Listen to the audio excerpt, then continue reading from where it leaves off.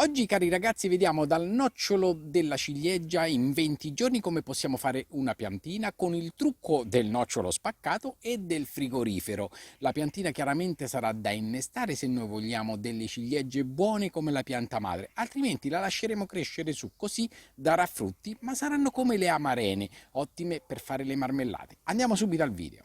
Quello che ci serve è davvero semplice: delle ciliegie ben mature devono raggiungere la colorazione del frutto, come questa che sto toccando qua sulla vostra destra. Non devono essere verdi, ancora non mature, come questa che sto toccando sulla vostra sinistra, perché qui il nocciolo ancora non si è formato.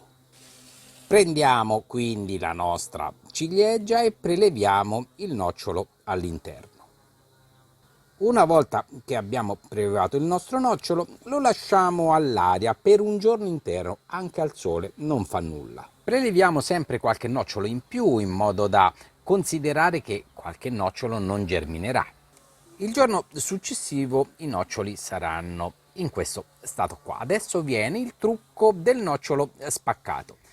Adesso andiamo a spaccare il nocciolo della nostra ciliegia e preleveremo la mandorla all'interno. Per farlo possiamo procedere in questi due modi che adesso vi spiego. Quello che ci occorre è un paio di pinze ed un martelletto. Prendiamo il nostro nocciolo di ciliegia e, osservandolo, posizioniamo il nocciolo all'interno della pinza sul lato più largo. Vedete, c'è un lato che è più stretto e il lato che è più largo. Il lato che è più largo lo posizioniamo all'interno della pinza, in questo preciso modo qua.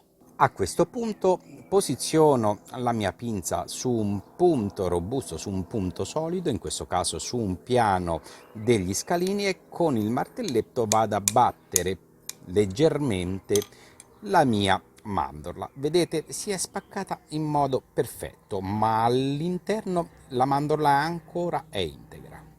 Ora possiamo inserire all'interno della mandorla, nel punto spaccato, una lama molto sottile, ad esempio un taglierino. Facciamo leva e preleviamo la mandorla all'interno, sempre senza ferirla.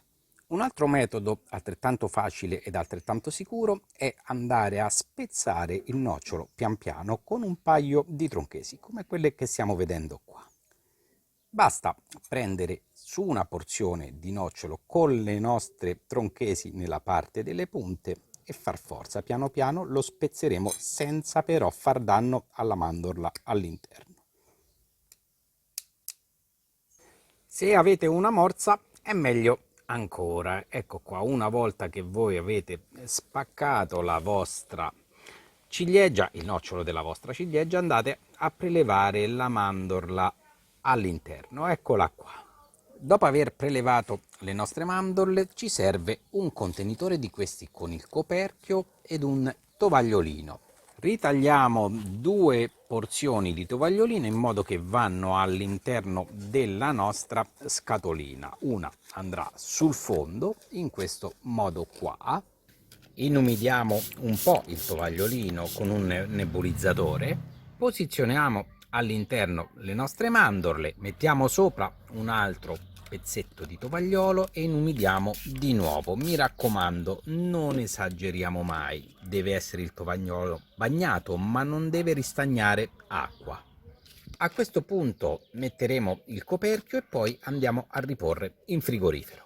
Sono passati solamente 10 giorni, andiamo a scoprire. Allora, non vi preoccupate, io avevo notato che c'era una leggera formazione di muffa, e allora che ho fatto? Ho spolverato un po' di cannella macinata all'interno della mia vaschetta. La cannella macinata ci terrà lontani dalle muffe e dalla loro proliferazione. Vado a scoprire leggermente, ecco qua, il primo semino sta germinando, lo possiamo vedere qui. Quando è a questa precisa dimensione di fuoriuscita della radichetta, noi lo andiamo a seminare, lo andiamo ad inserire nel terriccio del nostro vasetto. Io mi sono già avvantaggiato, ho preso un vaso da 15, l'ho riempito di terriccio soffice drenante. Il terriccio è un universale. Adesso vado a fare una piccola fossetta al centro del mio terriccio, in questo modo qua, profonda circa 1 centimetro, e adesso vado a posizionare all'interno il semino. Prendete il vostro seme e la radichetta la dovrete posizionare nel verso del fondo del vasetto. Ora, osservando questo semino, c'è un po' di muffa, la cosa non va tanto bene, ma non vi preoccupate, la pianta sa difendersi da sola.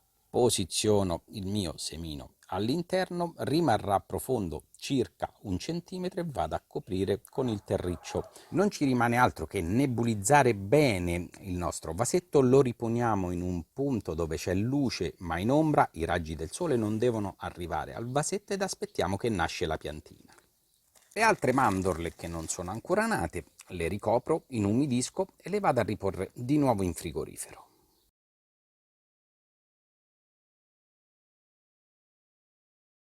E questa è la nostra piccola piantina a solamente 30 giorni dalla fuoriuscita dal terreno. Guardate qua quanto è carina, fresca, rigogliosa, con queste sue piccole foglioline e poi cresceranno.